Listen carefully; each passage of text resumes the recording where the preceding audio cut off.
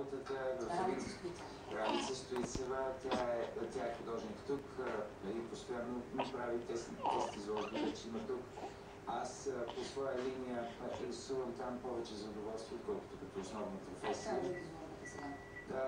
Тази изложба се създаде просто като идея между нас да представим различни гледни точки и ако може Браво, Патенце. Така се пръцка. И в този случай всеки един от нас работеше само с идеята за заглавието. Вибрация от два свята. И оттам нататък ние не знаехме какво всъщност ще се получи, защото нито тя видя моите неща, нито аз нямаше до последния момент. Я дай една усмивка, Пате. Двамата сме много доволни, много приятни изненадани. Хората така общо взето реагират много приятно на това. Опасяваме се в момент да не се получи две абсолютно противоположни неща, които да се бият.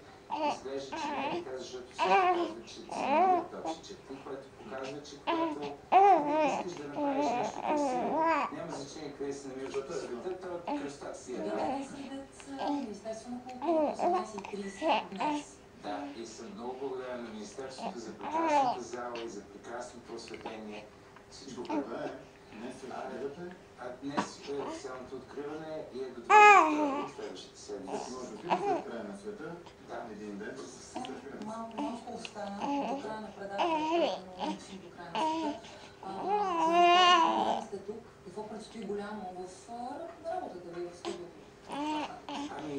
Тук съм за празниците. Аз много обичам, ние изобщо като семейство така, много обичаме да идваме тук с жена ми и да прекарваме...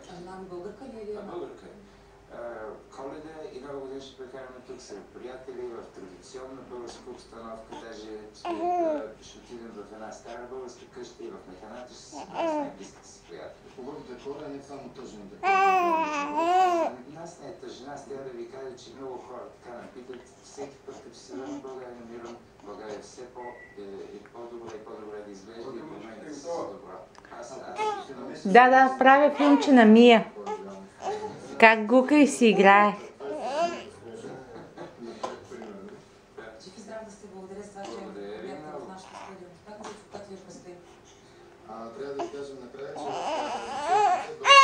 ще бъде това на Константин Пенчев и на диктатура на Пате! Пате! Какво става, Пате?